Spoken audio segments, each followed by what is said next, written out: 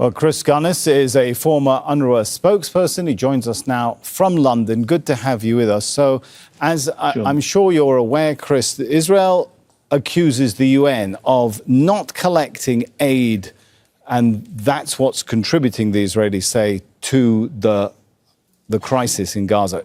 Now, you've worked with the UN for many, many years. People will be very familiar with you.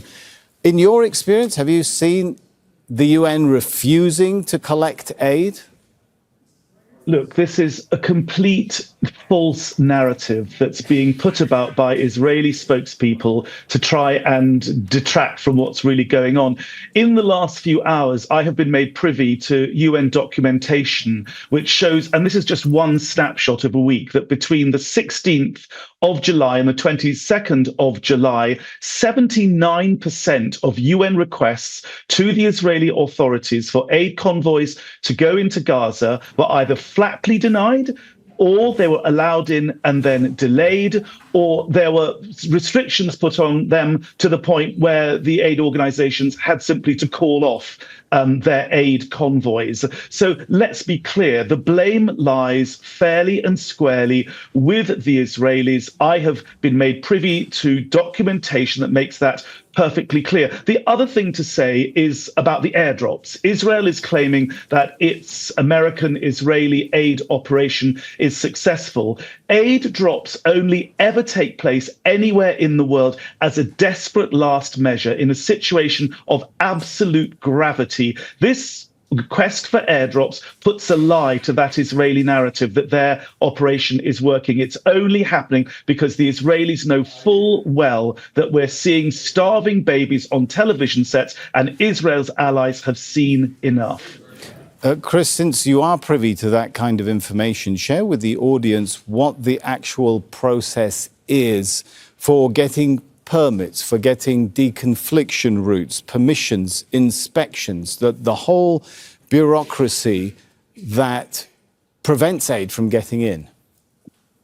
Through years of occupation, which began in 1967, and the blockade of Gaza, which began in earnest in 2007, a system, a plethora of restrictions and obstacles have been created, bureaucratic obstacles. Anything that moves in the Gaza Strip, a bean that's transported by the United Nations, a person, anything, there has to be what they call coordination with the Israeli army. And that means that forms have to be filled in, faxes have to be sent with every single tin, anything on the truck. Israel has imposed what it calls the back-to-back system. For example, just to get things into Gaza, trucks have to be completely unpacked and then packed again with other trucks.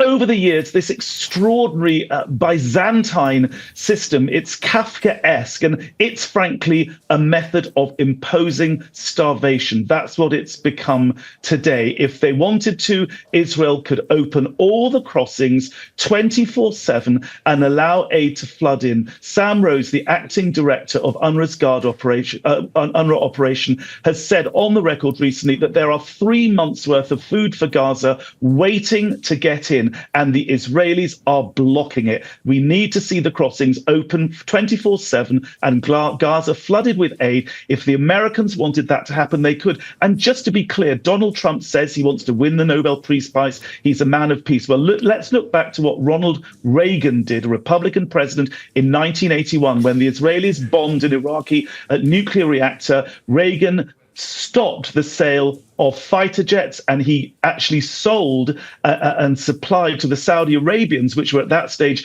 an enemy state of Israel, AWACS reconnaissance aircraft. If the Americans, if Trump wanted to act, if he wanted to get on the right side of history, he could do exactly what President Reagan did in 1981, and he could do it immediately. And I urge all of Israel's allies, the UK, the Germans, the Europeans, and the Americans, to do that immediately. Otherwise, we're going to see further starvation in Gaza.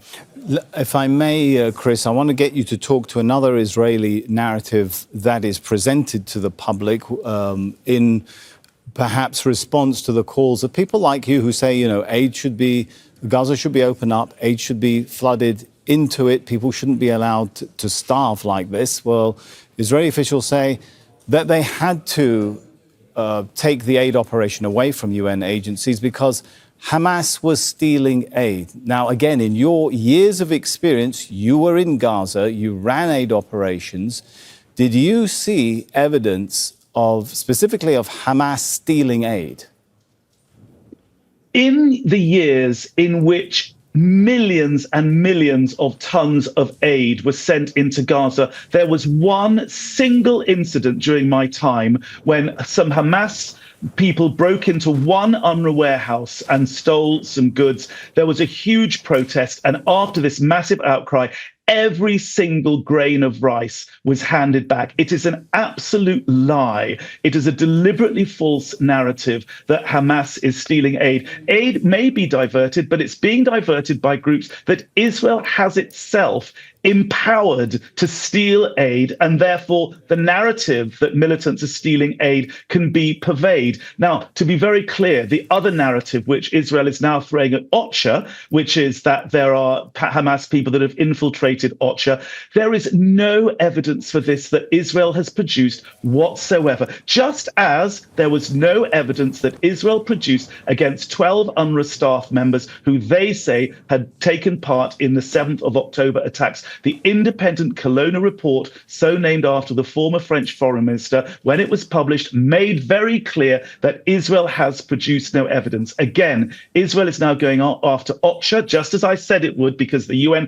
really did not stand up robustly from the Secretary General downwards to defend UNRWA. I said at the time they would then go after OCHA. They are. And by the way, after OCHA, it will be the World Food Programme. It'll be the World Health Organization. Israel will one by one pick off these UN agencies if we do not see a robust defense of Tom Fletcher, the head of OCHA, by the Secretary General, and of the other agencies by both Tom Fletcher and the Secretary General himself. This is a slippery slope. The UN needs to stand firm against these lies and against these false narratives. And it is a question of staff security, because as the UN is accused by Israel of being terrorists, so the narrative goes on, we can kill them because they're a terrorist. So we need to see a robust defense of the United Nations from the Secretary General all the way down. All right, and just to clarify, with that one incident that you mentioned in all the years that you were there of rice, I think you said rice being stolen from a warehouse and then it was all returned. This was pre-2023, I assume. Is that right?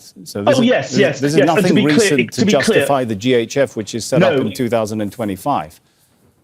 Absolutely not. No. It may have been flour, but whatever it was all returned. I could go to the UNRWA website. I remember the press release well. I mean, within a few hours of this press release going out, and it was years and years ago. As I say, a single isolated incident. It clearly wasn't systematic looting. It wasn't at all clear that this was ordered on high by the Hamas leadership. It was, I think, freelance looting in a desperate situation of blockade. Of course, let's not forget why all this stuff goes on. It's because there has been a blockade imposed on Gaza, one of the toughest embargoes in the history of trade relations. Frankly, that's why this stuff is going on. It's because there is this collective punishment going on. I think we often lose sight of the context of what's going on in Gaza. And if we stand back and look at the context, a country, a people against whom the most appalling things were done in the Second World War are now opposing those sorts of tactics, what Ehud Olmert,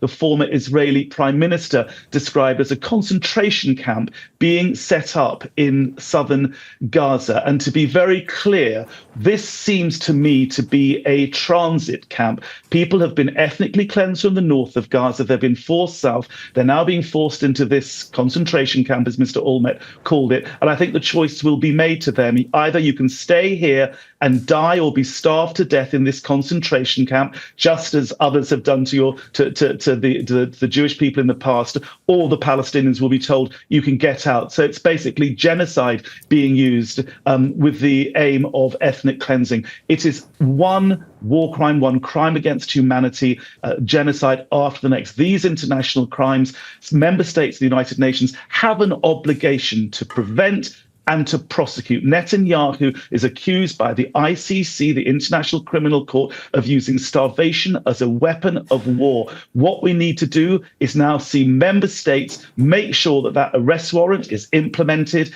He's sent to The Hague, which is where he must go. If Israel is right and these things aren't being done, fine, let Mr. Netanyahu go to The Hague and profess and prove his innocence. But member states of the United Nations have an obligation to make sure that crimes against humanity, war crimes and genocide are prevented and punished. It's a universal obligation, and these states need to step up to the plate robustly and immediately, or we're going to continue to see these appalling concentration camps pictures of starving, emaciated babies, mothers being shot dead as they breastfeed. We're going to see more of that. Humanity must hang its head in shame, and world leaders must make sure immediately and robustly that this madness stops. All right, thank you so much, Chris Gunness there, former UNRWA spokesperson. Thank you. Thank you.